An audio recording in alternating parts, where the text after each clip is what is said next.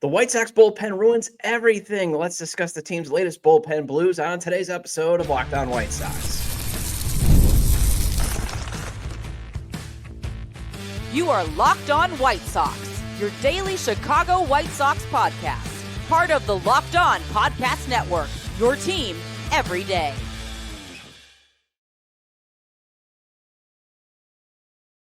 Hello, I'm your host, Todd Welter, a lifelong Sox fan and contributor for SouthsideShowdown.com, part of the Fansided Network, and also I've covered Major League Baseball for outlets such as the Associated Press. And thanks for making Locked On White Sox your first listen every day, part of the Locked On Podcast Network, your team every day. Make sure to hit the like button on today's episode. Subscribe to the YouTube channel at Locked On White Sox if you've not done so already. Additionally, follow or subscribe to the show wherever you get your podcasts. Well, the White Sox blew a 4-zip lead against the Royals last night. Let's discuss in the first segment just how dreadful it is to watch these relievers blow it and how Martin Perez deserved better. Then let's discuss the White Sox 2026 schedule being released. And finally, it'll be the weekly Way Back Wednesday segment. Today's episode is brought to you by Game Time. Download the Game Time app, create an account, and use code LOCKEDONMLB for $20 off your first purchase. All right. So I'll straight up admit it. I hate watching this bullpen right now. At least when it comes to crunch time, high leverage situations. Or again, when the White Sox at least have a lead that is 5 runs or less. I'm tired of the queasy feeling knowing there's a good chance they're going to blow it. I'm tired of thinking, I think this lead's going to hold up. I see my buddy Bez from On Tap Sportsnet. He's always tweeting from Bez Beyond the Pen. Think this leads hold up? We shouldn't be thinking in this state right now. And I definitely, after seeing Tyler Alexander struggle again, I want to see the short leash returned on struggling young arms that I was advocating for back in the offseason in April and May, as everydayers might recall. And I'm starting to wonder, it's just wondering, so don't jump into the comments yet, but there's nothing wrong with wondering if Grant Taylor is the high leverage bullpen arm we're hoping he can be. And the reason why I'm also frustrated that the White Sox lost 5-4 last night after blowing a 4-0 lead was Martin Perez deserved much better. Deserved way better. I mean, I should be talking right now about how Colson Montgomery continues to hit home runs like he did last night, or the starting rotation going 18 2/3 innings of shutout ball. That's right. Your White Sox starters went 18 2/3 innings of pitching shutouts. And it's still going, obviously.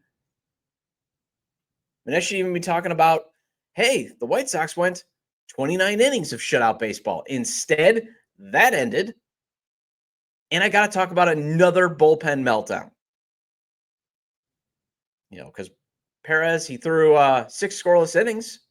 And per OptaStats, he is now the only MLB pitcher in the modern era to toss 7+ innings while allowing 1 hit or less and leave with a 4+ lead and still not pick up the win. Okay, now I know it's a random stat. It's one of those and there was a full moon and there was some cloud cover and he's the only one that ever happened. But I just want to show that that's the context of just how epic this bullpen melted down last night. And yes, it was epic.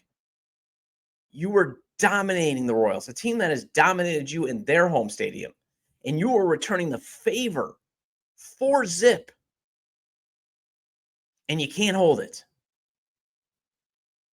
And I know I don't emphasize pitchers' wins anymore, but it's still something that when you go 7 innings, in a way, a starter does still deserve some credit for, hey, you pretty much helped the team win. You were a big reason why they won, and the White Sox should have won. Because think about this, how effective White Sox pitching was against the Royals. Scott Merkin of MLB.com, the White Sox beat reporter, he was tweeting a bunch of times throughout the night. At Scott Merkin MLB, I don't have the tweet up. But he was tweeting throughout the night that the White Sox had the Royals through 16 innings of shutout baseball. 0 runs, 16 innings. And they were so effective. 171 pitches. That's all the White Sox pitching needed to keep the Royals scoreless through 16 innings. And they give up just 3 hits. Now remember, this is a team that has known White Sox killers Bobby Witt Jr., Salvador Perez. It looks like Adam Frazier is becoming one. Absolute killers. And they keep them off the base paths until the 8th inning. And I know the bullpen was part of the 27 straight scoreless innings. And I know I've been advocating for wins and losses not mattering this year. But when you got a chance to win, win. And that's what I've also been advocating. And the thing is, with the 27 straight scoreless innings that the bullpen was a part of, they were all low leverage situations. And that's the only thing this bullpen can do okay, except for yesterday when Jordan Leisure loaded up the bases. But you ask this bullpen to handle a clutch situation, they just can't do it. And I know it's a bullpen built on the cheap, but this is an opportunity for a lot of these guys. Take advantage. And they're just not. I mean, Jordan Leisure created the 10 situation in the 8th by loading the bases up with 2 outs. Allowed 2 hits and a walk, just could not get that final out. So in comes Grant Taylor to get 1 out with bases loaded. And I'm fine, again, with going with your power arms in these situations. But that's another thing where you should be frustrated. The White Sox only have so many power arms in the bullpen. When you go that cheap, you're not really going to get a lot of guys that are going to, blow gas past these guys. And there's nothing wrong on the flip side of having some spin guys, some off-speed stuff. But those are more of like your medium leverage guys, unless they're like Trevor Hoffman with one of the most amazing changeups in the game. But Grant Taylor comes in, gives up a flare single. Royals cut the lead in half. He did impressively get Bobby Witt Jr. to strike out, though. But he can't get the 4-out save as he allows 3 hits in the 9th. And I think it's fair to wonder if at this point, keyword, this point, can Taylor handle high leverage situations or being the closer? Because some guys, it's just not in their DNA. Maybe if they have to develop him to his floor, which would be a reliever because of his arm, not because that's what the team is choosing to do. Remember, his arm is going to dictate this, as I've been advocating. Maybe he just can't handle those 10 situations, at least in the 8th or 9th inning. Maybe he's more of a 7th inning guy. And that would be fine. It would be a little bit of a disappointment. But he has an 11.42 ERA in high leverage situations right now. And it's kind of like, how long do you keep trotting him out to try him in these situations? But the one thing he's got to do, I think, that I would advocate for him, and I would tell him, mix in your secondary stuff just a bit more. Don't be Michael Kopech out there thinking, I'll just keep throwing 100. Because if it's not rising on him, hitters can square it up. And again, hit flare singles, which he is prone to give up. And here's his breakdown per Fangraphs.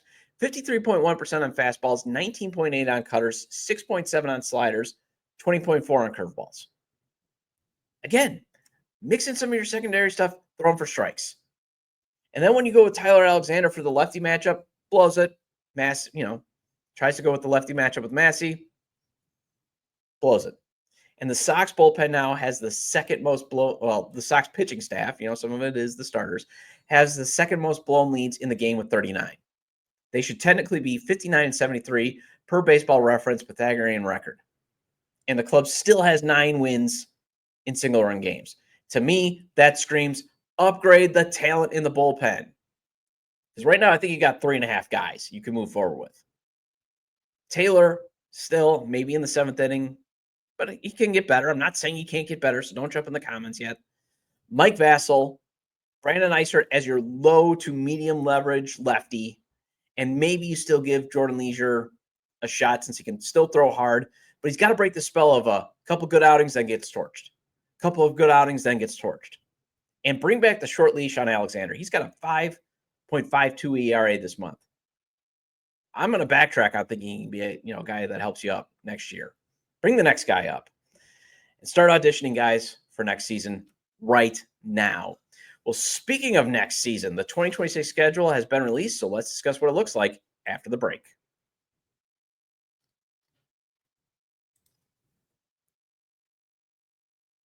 There's nothing like catching a baseball game live. The energy, the crowd, the chance to see your team in person.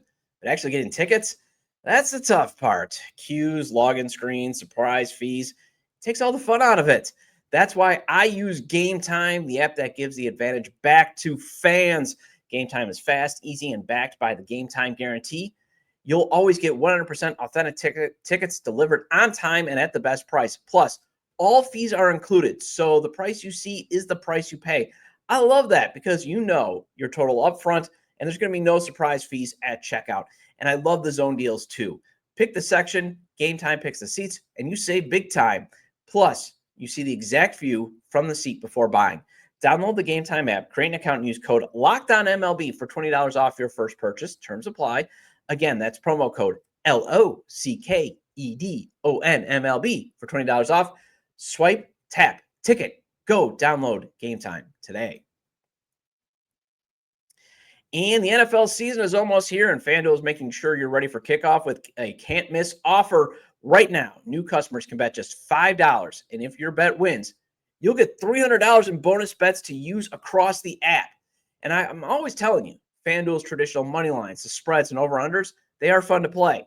But if you want to have a chance to win some serious cash, play FanDuel's props, parlays, and futures. That's the way to go. For example, you think Caleb Williams is going to find Cole Kmet for a touchdown in Chicago's season opener in 2 weeks? Well, you can put, say, $10 down on Kmet scoring an anytime touchdown at plus 500. And if he gets into the end zone, you could win $50 on that wager. You can even parlay, say, DJ Moore and DeAndre Swift scoring an anytime touchdown on Monday Night Football during week 1. You know, I just put it together, and it is at plus 521, and $10 on that hitting could pay out $52. So are you ready to play? Download the FanDuel app now by visiting FanDuel.com to get started. That's FanDuel.com to place your first $5 bet.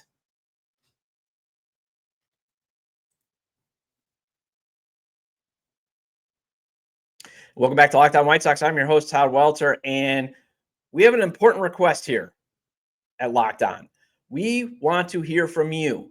We've put together a survey to learn more about our listeners and make your favorite podcast even better. This is your chance to tell us what you like, what you don't, and answer questions about our advertising. Go to lockedonpodcast.com/survey to get started.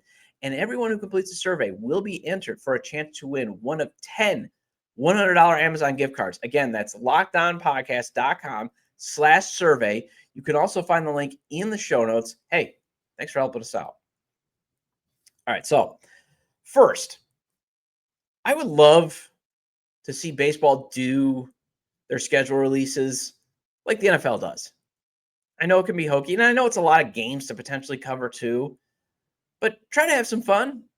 Try to have some social media videos, maybe not some graphics. Try to give some hype. Also, maybe make it an event like the NFL does and announce it like, say, the day after the All-Star game, because there's nothing in sports going on those 2 days after the All-Star game. Like, those are the worst days in sports because what's there to talk about? I remember when I was working in radio, we used to dread those 2 days after the All-Star break, at least the date, especially the second, that second break, because you could talk about the All-Star game, but then, that Thursday when they usually give off, there's nothing. Like, what do you talk about? NBA Summer League. The WNBA is starting to get interesting, I think, as it emerges, but it's still not at the level where it's like, hey, we got to dedicate all this time to. So why not you take advantage of that vacuum and release your schedules then? But instead, you get a random Tuesday in August, late August, to release the schedule. And in terms of the schedule that the White Sox are going to be playing next year, honestly, I can't say if it stacks up tough in certain stretches or not, because you don't know what the White Sox are going to look like next year.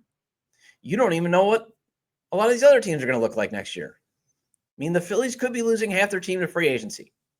The Braves and the Orioles could bounce back because they still have some talent.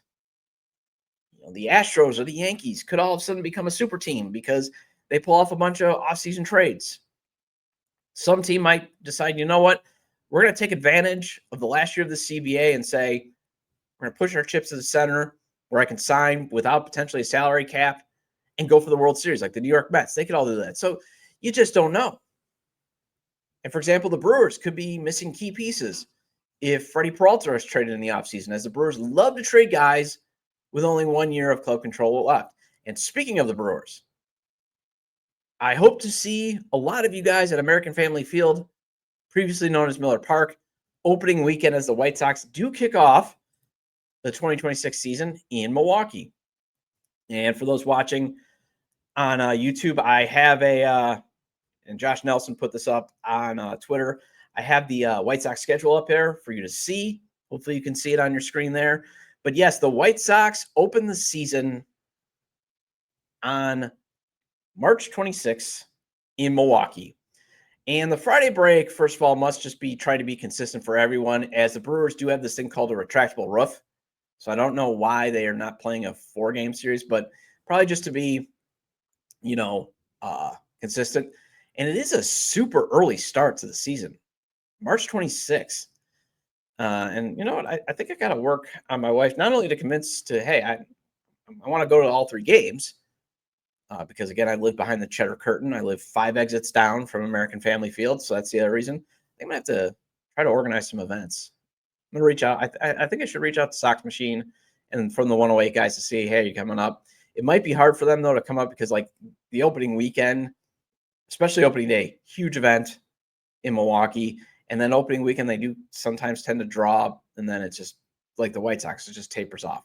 But I got to convince her, too, hey, it might be worth a quick getaway in early April. Late March to go to Miami, maybe. The White Sox home opener is April 2nd.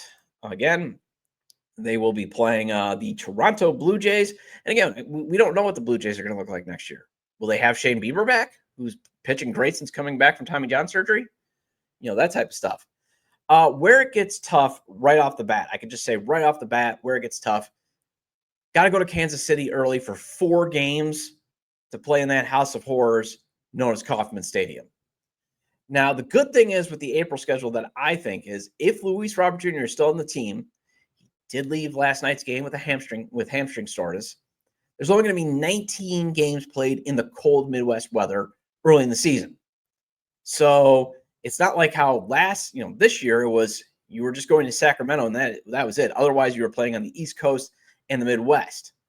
You get road trips to Sacramento.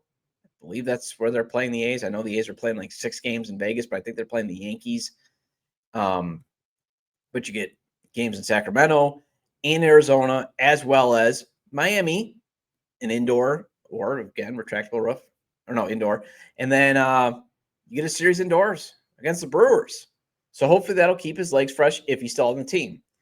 The big homestand in May, where usually a team gets 9 or 10 home games, is going to be in May. But you got to play Seattle, Kansas City, and the Cubs. And then the Sox have to go to Wrigley August 17th through the 19th. Shohei Ohtani and the Dodgers, they're coming to town June 12th through the 14th. So that's a good weekend to get tickets. Bringing back up the graphic. I believe the Yankees are in town in July. That's always a popular game to check out. Now, are you going to be checking out games, though, just to watch Shohei Ohtani? Or the White Sox might be competitive? My hope for progress, though, is I think you would want to see them jump to at least 70 to 75 win range, because last night served as a reminder that there's still a lot of work to be done to go from 121 losses to 90 wins. That's a huge, huge leap. But I would like to see them have a nice start before, say, fading in June or July, and then being relatively competitive and a thorn in everybody's side is maybe you win 70 to 75 games. Well, you know who isn't fading right now? Colson Montgomery. He has hit a home run in his past 4 games, and the rookie record is when Ron Kittle hit 5 dingers during his rookie season in 5 straight games in 1983. So let's revisit his rookie year and, in 1983 on this week's Way Back Wednesday segment.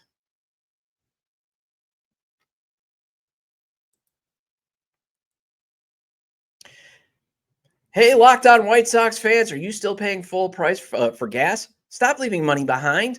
Get real cash back every time you fill up with the free Upside app. Simply download the free Upside app in the App Store or Google Play right now and start earning cash at the pump today. Use my limited time promo code SEASON and get an extra 25 cents back per gallon on your first fill up. You could make up to $300 a year just from buying the gas you already need. At first, I thought this was too good to be true, but it's totally legit.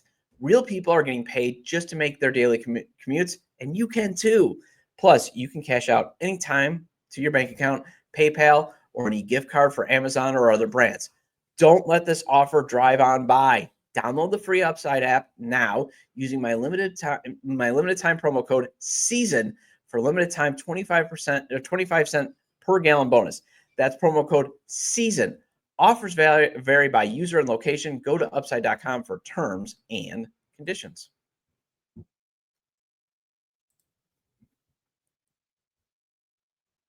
Welcome back to Locked On White Sox. I'm your host, Todd Welter. Again, shout out to all the everydayers. I appreciate your loyalty. Please hit the like button on today's episode. Recommend to your fellow Sox fans or baseball fans, friends, to subscribe to the YouTube channel at Locked On White Sox, wherever they get their podcasts, as this show's available on all major podcast platforms. So I do hope Colson Montgomery's career over the long haul is filled with nothing but all-star appearances, maybe an MVP or two, a couple home run titles, and maybe it lasts like 15 years with a Hall of Fame induction at the end of it. That would be amazing. I know I'm asking for the moon, the stars, and the sky, but hey, something wrong with hope. Although hope can drive a man crazy.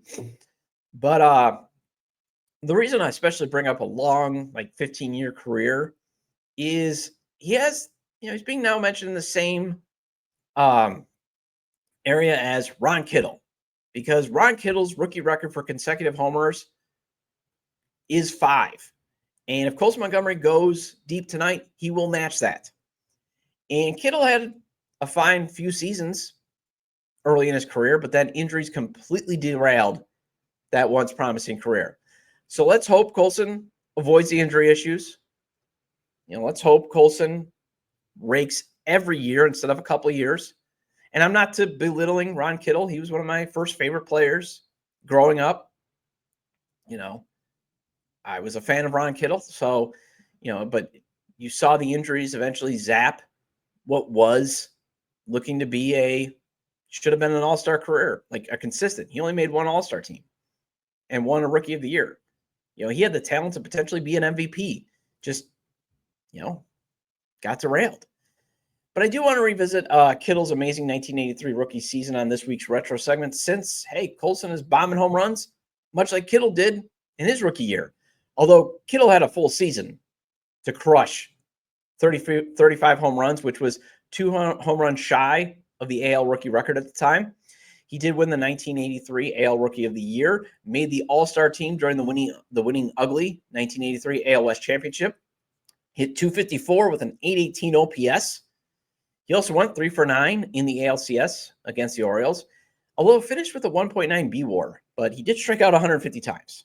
And, I don't know how, I was very young, so, people that were there, maybe if you want to throw in the comments, I don't remember him being the greatest defensive players. And by the time I was a conscious fan, I think he was at DHing a lot. I think he was playing first base more than he was playing the outfield. But the interesting thing is where they diverge is Colson has 14 home runs in 43 games. Kittle didn't reach 14 bombs until June. Although, again, different era that they were playing. And also Kittle was hitting home runs at Old Comiskey Park. And the difference, too, is when you look at the homer binges, Kittle went on a 3 straight homer run in early April, another one in June, but then he crushed those 5 straight homers when the Sox needed them most in early September. And I hope I am invoking some fond memories for those that were actually conscious, because I was 1 year old. Actually, I was 15 months. So if I'm going to make some of you, because again, I'm feeling old. So hopefully I'm not making some of you feel even older. But I was 15 months or 14 months, actually, when the White Sox clinched the AL West and made the playoffs for the first time since 1959. But Kittle was instrumental in helping them get there, winning ugly. And he did go on again to win the Rookie of the Year. The interesting thing is he beat out Julio Franco and Mike Boddicker. And remember, Julio Franco, he had one of probably the most underrated careers in baseball. And he was actually with the White Sox in 1994. He had that kind of that's when Ron Kittle, remember, was just signing guys, fading stars off the scrap heap and still somehow squeezing their last good ounces of baseball out of them. And that was Julio Franco.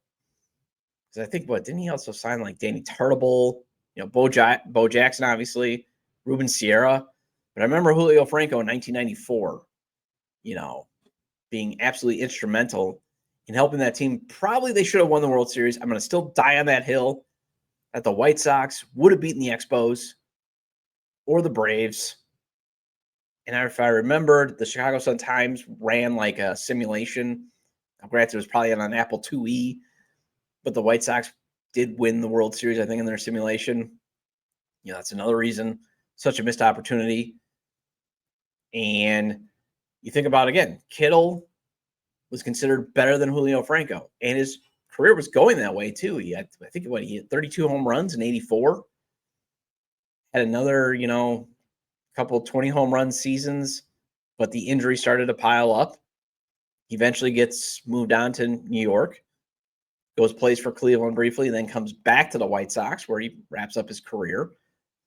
But it's one of those things where you just hope Colson avoids kind of some of the things that, because again, Ron Kittle had a good career, 176 career home runs. That's nothing to, turn your nose at. And it's just that promise he was showing was just like, this guy could be an absolute dude, and, just didn't work out. So that's the other thing, hope and pray. And that's one of the hurdles that I have established for Colson Montgomery. Stay healthy. Avoid those back issues. Well, that wraps up this edition of Locked On White Sox. But before I go, it's another big moment on Locked On. College football fans, Locked On and Fire TV present College Football Kickoff, your ultimate college football weekly preview. Drake Toll of Locked On Big 12 leads the conversation alongside two-time AP Coach of the Year Gary Patterson, former college star Jesse Holley, and Locked On's local experts. A college football preview only Locked On can do. Catch College Football Kickoff every Thursday throughout the season only on Fire TV. And I'll be back tomorrow with a discussion on if the Sox should entertain extending some of these rookies like Colson Montgomery. Feel free to leave comments about today's discussion regarding the bullpen just making things worse, especially last night, the 2026 schedule release, and this week's Way Back Wednesday. You can leave them at the episode page on YouTube. X, formerly Twitter, at Todd J. Dub, or at Locked On Sox, or you can email me, lockedonwhitesox@gmail.com. Have a great day. I'll talk to you tomorrow.